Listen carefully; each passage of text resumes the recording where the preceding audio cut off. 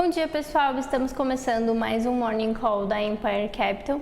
Hoje é dia 11 de março de 2024 e vamos começar falando um pouquinho então do fechamento de mercado na semana passada. A gente teve uma forte queda no Ibovespa na sexta-feira.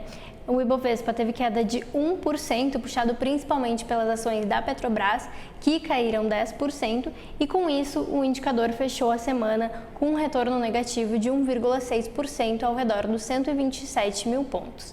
A gente também teve o dólar fechando a semana em alta de 0,6%, cotado a R$ 4,98. Só falando um pouco da Petrobras especificamente, na quinta-feira, depois dos fechamentos de mercado, a gente teve divulgação de resultado da empresa e foi possível observar que o lucro líquido da empresa caiu 33,8% em relação ao resultado do ano anterior, ou seja, em relação a 2022. De acordo com a própria companhia, isso foi reflexo de alguns desafios que a empresa enfrentou ao longo do ano, sendo o principal deles a desvalorização de 18% do preço do petróleo no mercado internacional.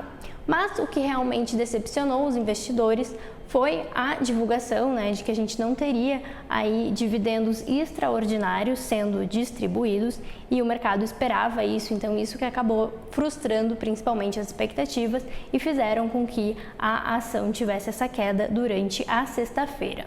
Para hoje, o presidente Luiz Inácio Lula da Silva, ele chamou o presidente da Petrobras, o Jean Paul Prats, para uma reunião no Palácio do Planalto, então essa reunião deve acontecer hoje à tarde e, segundo o presidente, a reunião vai tratar sobre o futuro da empresa, então é importante acompanhar o resultado dessa reunião, isso também pode impactar os mercados. Na semana passada, na sexta-feira, a gente também teve resultados de mercado de trabalho lá nos Estados Unidos.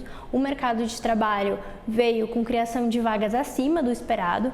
A gente teve a criação de 275 mil vagas criadas em fevereiro, acima dos 200 mil que eram esperados pelo mercado, então mostrando que realmente o mercado de trabalho por lá ainda continua fortalecido. A gente também teve falas do Powell dizendo que um corte de juros por lá deve acontecer ainda esse ano, mas que o Banco Central vai seguir cauteloso.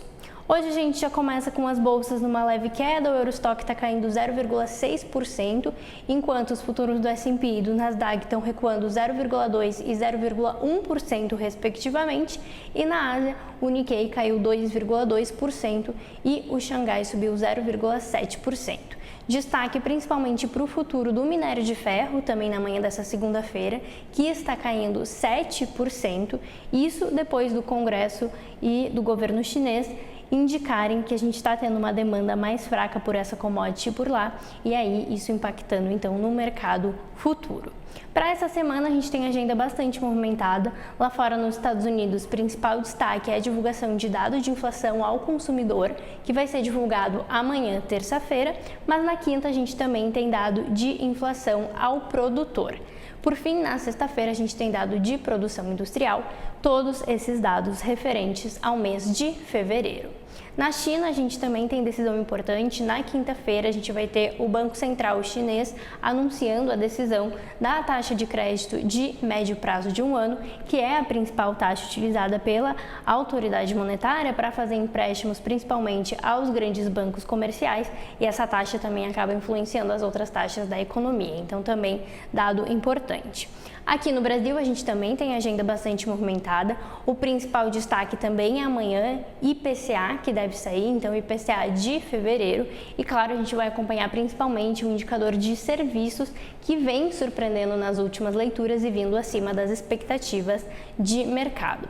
Além disso, a gente também tem dados de emprego formal do CAGED na quarta-feira, vendas do comércio varejista na quinta-feira e também dados de serviço na sexta-feira. Então, semana bastante movimentada. Hoje, ainda repercutindo o resultado da Petrobras e essa reunião que deve acontecer entre o presidente da companhia e o presidente Lula, mas ao longo da semana, então, temos destaques dados de atividade e também de inflação.